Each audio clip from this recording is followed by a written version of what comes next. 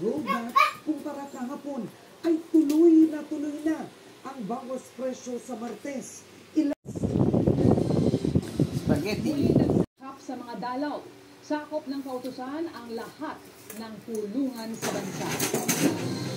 Ngayong mainit ang panahon, may payo po ang ilang eksperto kung paano Naubos ang alisangan na agad sa loob ng bahay. Nako, ng Department of gutom. Health. Panatiling maayos ang daloy ng hangin sa bahay gaya po ng nakagawian noong kasagsagan ng COVID-19 pandemic. Nagpapatrol, Ara Perez. Yummy. Puno ng halaman ang iskinitang ito sa Intramuros, Maynila. Yung mga nasa paso o nasa recycled na lalagyan. At meron ding nakabitin. Pag ang hangin kasi may matamaan na halaman.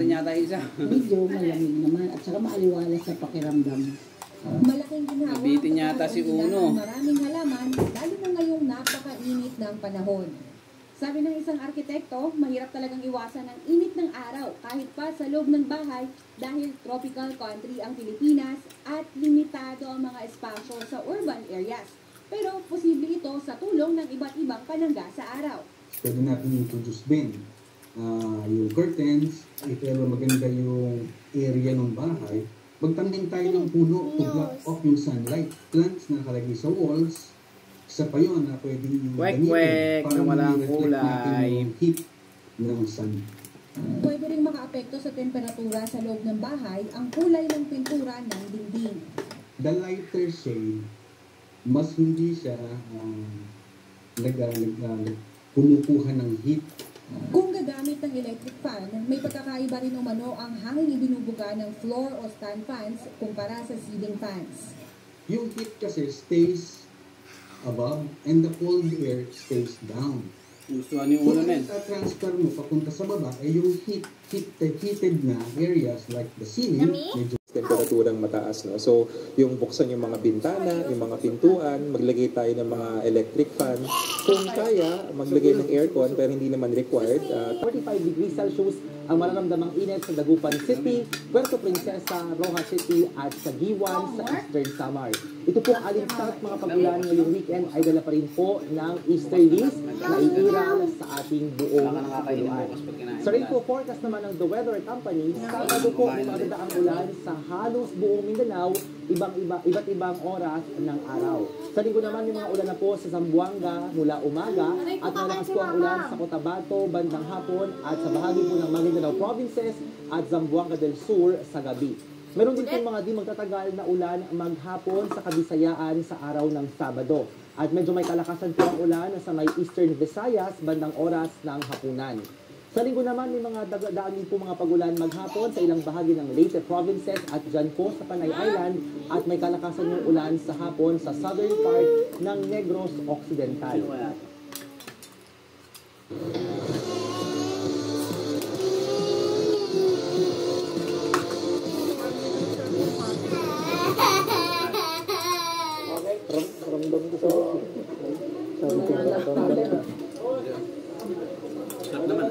Oh, ikaw na naman! Kakalabas ka na ng episode natin ngayong araw na to. May Diyos lang nasa sa rip. Sino? Dami mo epekto si brother. Oo, siyempre, kailangan natin mamuhay. Oo, yan. Wala ulit. Hindi ang mastery na maliit, ha? Trophy. Baso niya ba yan? Tama. Baso, So, sura pala. tagalin. Trophy. Sige, tanggal natin. Ako na. Hindi pa malamig yan. Pamas. Pamas. Filipino Academy of Movie Arts and Science.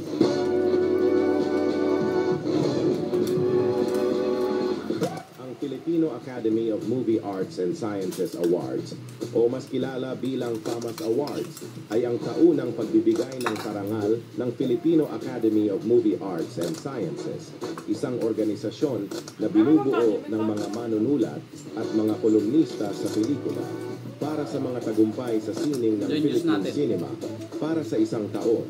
Ang mga miyembro ng akademya kasama na ang mga tagahanga o mga entusyasta ng pelikula ay bumoboto para sa sino ang dapat manalo ng mga estatuaryo sa iba't ibang kategorya na kanilang nominado. Itinatag noong 1952 Ito ang pinakamatandang umiiral na pagbibigay ng parangal sa industriya ng pelikulang Pilipino at isa sa pinakamatandang sa Asia.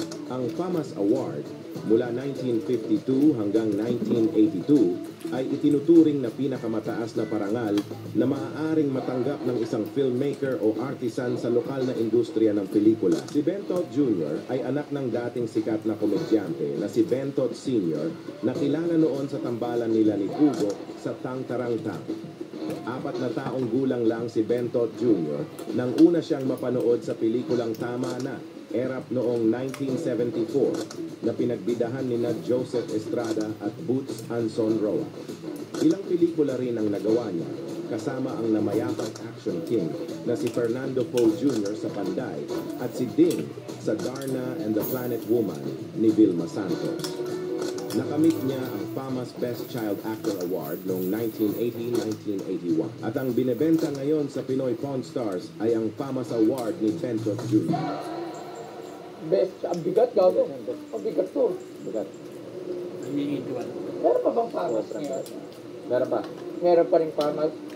1981, uy! 81. Pinanganak ako nito. 1981. Wow, kanina naman yan. Bali, ito boss. Walang pangalan eh. Yes. Bakit FAMAS wala? Award siya. Kasi, surprise yun eh. Yung pinaka Winner. Sa mismong winner. So, hindi pa nilalagyan ng pangalan. Oo, kung naman Pero, nakuha naman yan. Nandito yung certificate niya. Tingnan ko. So, 1981, ito yung pakita ko na. Para siya kay Bentot Jr. Si Bento? Bentot Jr. Si Bento sa TMI 7? Ano siya, boss? Siya yung bata ni FPJ. Which is kalaban din ni Mulak. Oo. At yan, boss. Yun mismo ang hawak niya.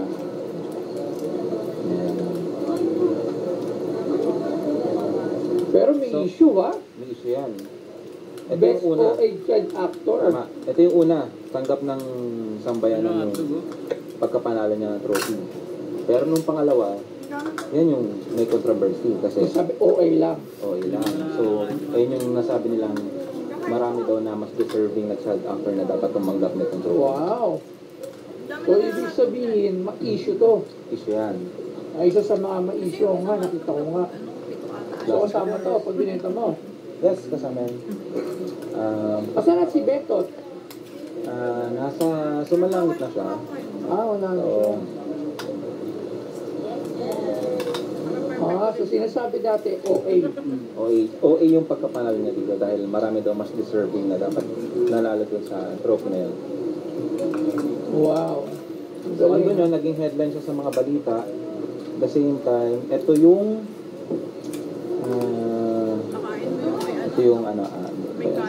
pero kasama yung doon. Ito yung pinaka-certificate niya. Ang bigat pala ng award ng PAM. May mas maliit yan, boss eh. Okay. So, hindi ko kilala si Bentot. Tatay. Iginagagalak kong pinagbibigay alam sa iyo na isa kang mapalad na nagpiling bilang finalist sa kategorya ng pinakamahusay na batang bituing lalaki ng PAMAS kasi ang masining natarahan kang kanabilang kapos sa paligay Pagtukso at K Production.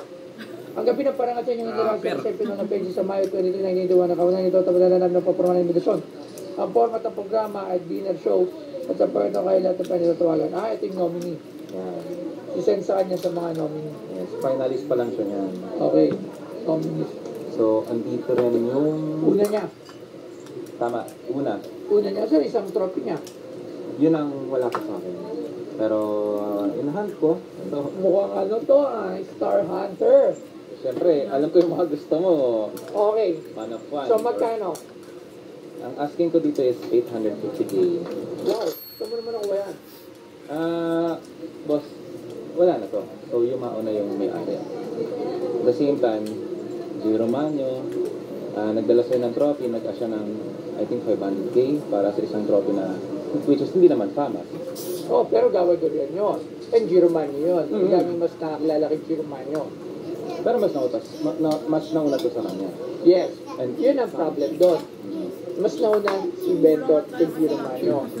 Ang mga followers ni Bentot, kasi tsaka I'm not sure Tatay. kung si Bentot, marami siyang followers that time. Okay. I'm not sure kung marami siyang fans. Like, unlike kay G. Romano, na talagang hinangaan siya ng mga tao at meron mga followers. Dito kay Bentot Jr., kasi ako kahit ako, hindi ko siya kilala. I was born 1981. I am 43 years old now. So, yung mga nakapanood dyan, probably nasa 50 to 60 years old na. So, ikaw, kuya, napanood mo to? Kilala mo si Bentot Jr.? Oh, Hindi siya talaga. Silang magkalaban Si Nino Mulak, yan, kilala ko yan. Napanood ko yung mga pelikula niya with The King FPJ. At very significant yung name niya hanggang tumanda na siya. Alam talaga siya sa child wonder. Di ba? Si Bentot Jr., hindi ko kilala. I'm sorry. Pero hindi ko siya narinig ko parang pamilyar lang yung Bentot. Malamang ba, hindi mo siya kilala dahil yung time na sikat siya, kakapangalan mo pala. Yes. At the same time, back-to-back yung proto niya. So, yes. Yun nga, bukod kay Nino Mulak, na which is isa rin sinasabi niya na mas Yes, pero nauna si Bentot kay Nino Mulak kasi kilala ko na. Sila yung magkaano talaga. Pero napanood ko na si talaga. Nino Mulak before that. Pinapanood ko yung mga pelikula nila FPJ. Siguro ano na lang yan, mga VHS na yan eh. So hindi na siya yung mismong araw na pinalabas sa pelikula. Pero napapanood ko talaga yan. At talagang na-enjoy akong panoorin si Nino Mulak. Sobrang nakakatuwa niya talaga. Wala yung mga pelikula kasama niya si FPJ, grabe. So meron din siyang fan base. And talagang pinangalanan siya as the child wonder, di ba? Dito kay Bentot, bibilin ko to because of the Thomas Award. Not the name, kasi para sa akin, hindi ko naman sinasabing there's no value added dun sa pangalan ni Sir Bentot. Rest in peace. Siyempre, pero kasi wala nang bibili. Yung mga fans, yung mga follower ni Bentot, I'm not sure kung meron pang interesado para bilhin yung trophy niya dahil nakapangalan kay Sir Bentot Jr. Kumbaga, ang bibili lang nito, gusto lang makakuha ng Thomas Trophy regardless kung sino yung actor and actress. Dinisregard ko. Hindi ko dinisregard. I'm sorry, baka ma-misinterpret tayo. Hindi ko naman dinisregard. Pero kasi, kung ito ibang pangalan, pwede, okay. Kunyari, kaya Nino Mulak, no? Kasi mas maraming nakakilala. At kilala ko rin siya. Talagang tumataksa sa akin. Sa akin naman, boss, ito kasi, syempre hindi lang yung trophy yung binibenta ko. At the same time, yung provenance, saka yung naging putok din talaga. Naging hand. Oo nga, ito nga niya, kaso nga yung mga followers na nito, I'm not sure na. Kaya nga, dito sa shop ko, mas binibigyan ko ng ng priority or ng value yung mga ngayon ng mga bago. Kasi, I know, in 20 years after, yung mga taong followers niyo ng mga bata pa, sila na yung tatanda, sila na yung magkakapera, sila na yung magkakainteresado bumili ng mga memorabilia ng mga sikat ngayon. Pag mas tumatagal yung item ng mga sikat, I'm referring sa mga sa mga gamit ng mga Filipino artista natin. Hindi dun sa mga antique. Yung antique, kahit gaano katagal yan, ang value niyan ganun pa rin kasi wala yung mga pangalan. Pero sa gamit ng mga artista dito sa atin, mas tinitingnan ko ngayon yung value ng ito na, mga previews. Kasi, yung mga followers niyan, matagal pa silang mabubuhay. At sila pa yung bibili niyan. Kunyari, yung mga fans ni Nora Honor, alam siya, matatanda na. So, what if, yung mga fans na yun, naubos na sila lahat? Sino pa bibili ng Nora Honor memorabilia? So, di ba? Ang liit na lang ng chance.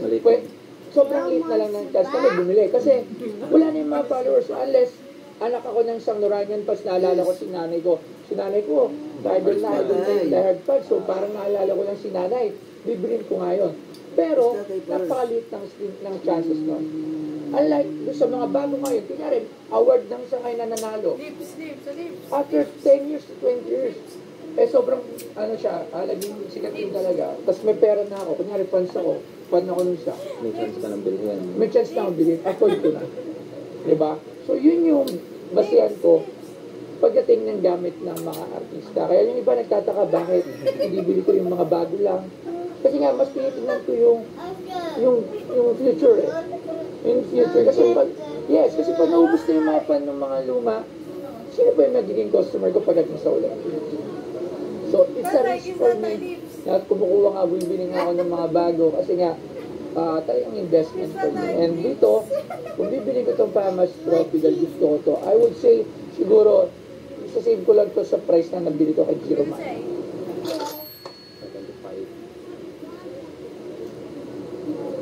Hanggang doon lang ako. Para lang meron lang ako ibang trophy dyan na para pag-display ko, iba-ibang trophy ng mga artista. Yun. Pero kung yan, yung mga kunyari, sila Marian, o sila Dingdong, sila Vice Ganda, yun, di ba? At yun pa, nakikita ko talaga, very solid investment kasi 10 taon, 20 years, buhay pa lahat ng mga followers noon. At may opportunity na mayroong bumili. Dito kasi napaka-split lang ng chances na may bumili ng trophy na to eh. Pero sa price ng 75, mas hindi ko siya magbabago. Kasi, yun nga, kompleto naman, may provenance, saka naging headline din siya sa taon na yun. Although hindi mo nga nabutan dahil kapapanganak mo lang. Siguro i-value din natin yung nagawa niya during the time sa pelikula. At yun nga, nag-back to back. Ito pa sa naunawaan ko yung investment na parang gandang ano ito. Bakal, no? Brass ba to? Saka may kwento yun, boss eh. Oo, gandang bago ko nabili yan, napunta na to sa isang collector. Oo. Ito yung nakuha ko. So, nakuha ko yan 2021. Bali, nahabol ko to dun sa isang collector. Para mag-match. So, na-hold namin siya ng mga 3 years. Actually, na-offer na. Kaso lang, hinahanap to. So, nag-match kami para may offer siya. So, ngayon lang talaga siya nabas.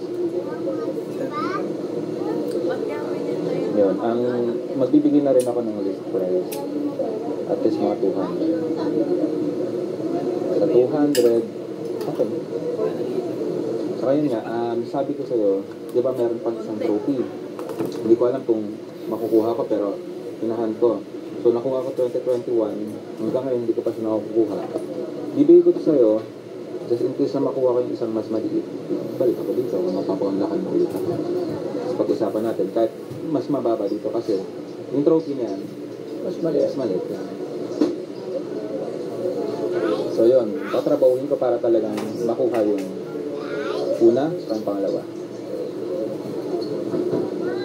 Saka I doubt na may magbenta talaga ng Famas. Kasi ito, ano na eh. Ganda ng pressure na yan eh. So yun lang, wala kayong sa ngayon hanggang 80,000 lang ako. Binigay yan ni Gonzi, sabi niya kay Indoy daw eh. Pag-isipan ko rin muna, tawagan kita kung okay ka din sa price or mas dagdagan ko pa, pero sa ngayon yan, gusto mo na yung tinapay niya. alam mo, kompleto mo yung dalawa. Pero hindi ko talaga siya may baga. Oh no, what the sound? Dahil yun nga, medyo ito, nakuha ko ng mas mababa ito pa, no? Ito sa collector ko na nakuha ngayon. So, alam mo na, medyo may price na siya. Price na. O basta, pagka isipan mo, tas meron pa akong pinapahanap sa'yo, yun. Sa kanya rin ba yun?